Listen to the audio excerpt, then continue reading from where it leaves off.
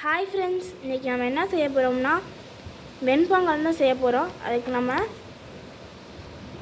பச்சை அரிசியை நல்லா புடச்சிக்கலாம்.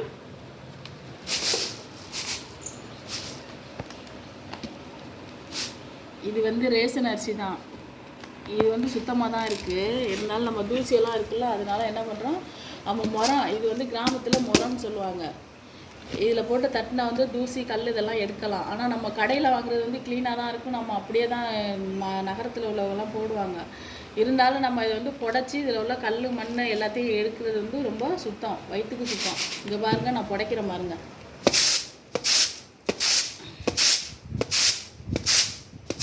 வருதா? வரையில் இப்படி இந்த குருணா உடஞ்ச அரிசியெல்லாம் முன்னாடி வந்துடும், கல்லெல்லாம் பின்னாடி வந்துடும். இங்கே பாருங்க, இப்படி பண்ணிவிட்டு இப்படி தள்ளணும். இப்படி தள்ளுனா இப்படி ரெண்டாக இப்படி தள்ளையில் அரிசி கல் மண் எல்லாமே நம்ம கண்ணுக்கு தெரியுத நம்ம எடுத்துடலாம்.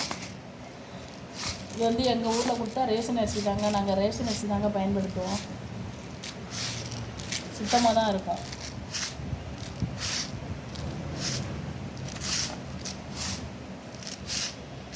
இந்த பாருங்க, இப்படி எடுத்துட்டா அதில் நெல் கல் இதெல்லாம் தெரியும். மறுபடியும் இப்போ புடச்சிக்கலாம்.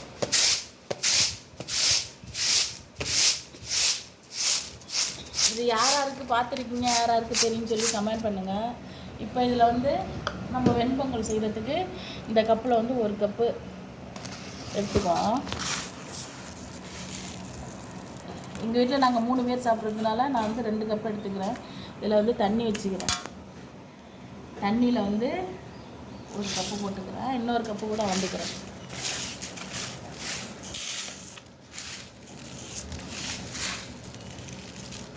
வீட்டில் பிள்ளைங்க, அவங்க தாத்தா ஆத்தா எல்லோரும் சாப்பிட்றதுக்கு 2 கப்பு போதும்.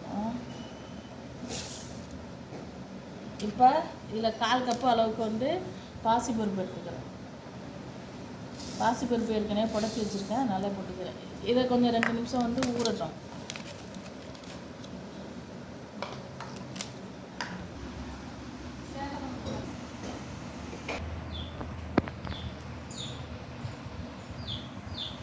இதில் இப்போ கொஞ்சோண்டு உப்பு போட்டு நல்லா கழுவிட்டு வந்துடலாம். ஒரு 4 அலசி 5 அலசி கழுவிட்டு வந்துடலாம். பாருங்க, அழுக்காக இருக்குல்ல, கழுவிட்டு வந்துடலாம்.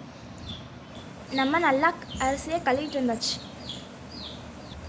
இப்போ இதை என்ன பண்ணிக்கலாம், இன்னொரு ஐடியா பண்ண போகிறோம். என்ன அப்படின்னா, நம்ம புடச்ச பாருங்க, புடச்சதுலேயே நம்மளுக்கு கல் போகலை அப்படின்னா இது மாதிரி ஒரு பாத்திரத்தை எடுத்து, இதுக்கு பேர் அரிசி போடுறதுன்னு சொல்கிறது. என்னது அரிசி போடுறது அப்படின்னா, இது மாதிரி ஒரு வெங்கலத்தை பாத்திரத்தை, சில்வரில் எல்லாம் கல் நிற்காது. அதனால் இது மாதிரி எடுத்துக்க வேண்டியது. எடுத்துக்கிட்டு இங்கே இருங்க, மேலே கீழே இப்படி அசைச்சி கையை இப்படி வச்சோம்னு வச்சுக்கோங்க, இதில் அப்படியே வரும். நம்ம அரிசியை எண்ணெய் போட்டாலும் இது மாதிரி வரும். இது மாதிரி போட்டால் சுத்தரை கல் கையில் வராது. இங்கே பாருங்கள், இது மாதிரி செய்யணும். இது மாதிரி போட்டால் நம்மளுக்கு குழந்தைங்கள்லாம் இருக்கிறதுனால அதுக்கு தெரியாது. பெரியவங்களாக இருந்தால் கல் இருந்தால் வாயில் கடிபடும். குழந்தைங்களுக்கு தெரியாது. அதனால என்ன பண்ணணும், எங்கள் அம்மாச்சி இப்படி தான் சொல்லி கொடுத்துருக்காங்க. நாங்கள் ஊரில் இருக்கும்போது இது மாதிரி தான் செய்வாங்க. இப்போல்லாம் கடையில் வாங்கினதுனால அப்படியே நம்ம போட்டுறோம். இருந்தாலும் கல் இருக்கும். எங்கள் வீட்டில் எப்பொழுதுமே இப்படி தான் மண்பானையில் தான் ஆக்குவாங்க. கிராமத்துல எல்லாம் எங்கள் வீட்டிலலாம் மண்பானையில் தாங்க செய்வாங்க. இப்போ எங்கள் அம்மாச்சி இருக்காங்க, செஞ்சுக்கிட்டு தான் இருக்காங்க. எங்கள் அம்மாச்சிகிட்ட தான் நிறையா கற்றுக்கிட்டோம். இந்த பாருங்க, இப்படி எடுக்கிறது.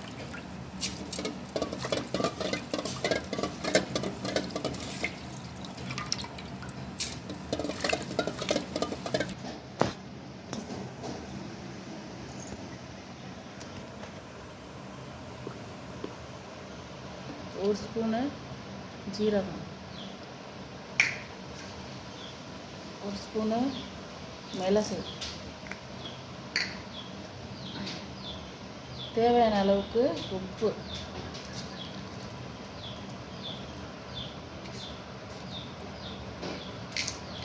இதில் நம்ம டால்டாலாம் ஊற்ற போகிறது கிடையாதுங்க. முந்திரி பருப்பெல்லாம் போடுறது எளிமையான முறையில் செய்கிறது. அர்ஜென்ட்டுக்காண்டி செய்கிற வெண்பொங்கல். இது 2 கப்பு போட்டோமா பச்சரிசி, 2 கப்புக்கு நம்ம 5 கப்பு நம்ம வந்து தண்ணி ஊற்ற போகிறோம். 1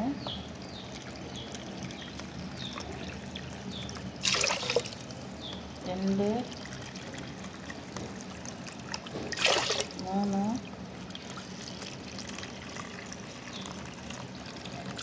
4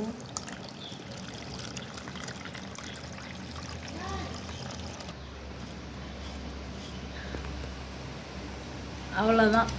இந்த பாருங்கள், வெண்பொங்கல் செய்கிறதுக்கு இவ்வளோ தான். எளிமையான முறையில் இப்படி தான் வந்து செய்கிறது. இதை வந்து நம்ம குக்கரில் வந்து ஒரு 5-6 விசில் விடலாம். 6 விசில் விட்டால் நல்லா குலைவாயிரும். எடுத்து நம்ம தாளிப்பு போட்டுக்க வேண்டியதுதான். குக்கரை பற்ற வச்சுக்கலாம். இப்போ ஒரு குறள் சொல்லவா? டெய்லி ஒவ்வொரு குறள் சொல்லுவோமா? இப்போ வந்து ஆரம்பிப்போம். அகரம் முதல எழுத்தெல்லாம் ஆதி பகவான் முதற்றே உலகு. டெய்லி நானுமே ஒவ்வொரு குறள் சொல்ல போகிறேங்க. இதை பார்த்தது மாதிரி இருக்கும், குறளோடு சேர்ந்து உணவும் போனது மாதிரி இருக்கும். ஒரு 6 விசில் வர வரையும் இருக்கட்டும்.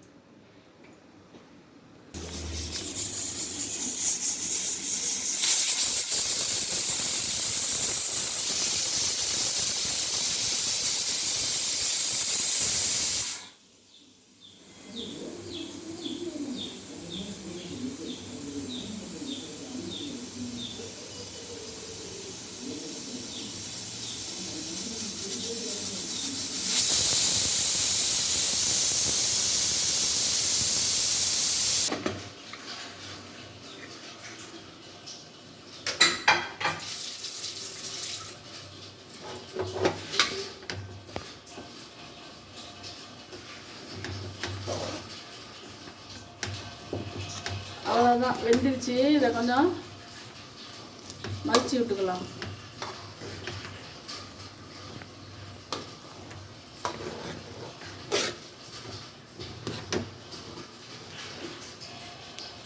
அவ்வளோதான், நல்லா குலைவாயிடுச்சு.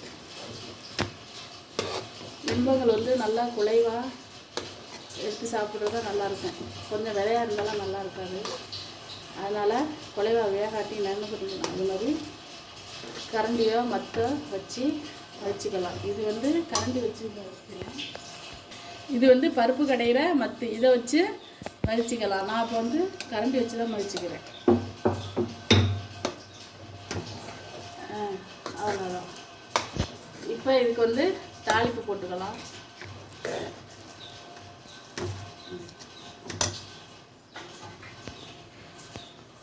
வந்து தேங்காய் சட்னி தான் நல்லாயிருக்கும். அதனால் வந்து நான் தேங்காயை வந்து கீறி வச்சுக்கிறேன். எங்கள் பசங்களுக்கு வெண்பொங்கல் வச்சோம்னா தேங்காய் சட்னி தான் பிடிக்கும். நான் நெய் டால்டா ஊற்றியெல்லாம் தாளிக்க மாட்டேன். தெவிட்டு போயிடும், பிள்ளைங்க சாப்பிட முடியாது. அதனால டால்டாலாம் போட மாட்டோம். அது மட்டும்தான் போடுறது. வரமிளகா, பச்சை மிளகா போட்டால் தோசைக்கு நல்லாயிருக்கும். காஞ்ச மிளகா போட்டால் இந்த மாதிரி வெண்பொங்கலுக்கு அதுக்கு நல்லாயிருக்கும். ஒரு 1/4 ஸ்பூன் வந்து பொட்டுக்கடலை, தேவையான அளவுக்கு உப்பு,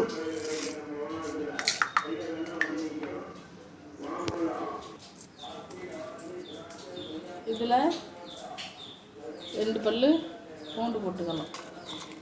இதை அரைச்சிட்டு வந்துடணும். கரண்ட் போயிடுச்சு, அதனால் எண்ணெய் கூட வச்சு இங்கே போடுறேன்.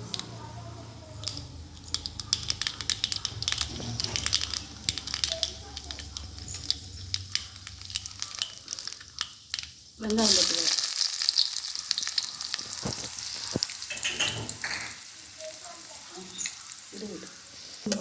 தாளிப்பு முடிஞ்சது.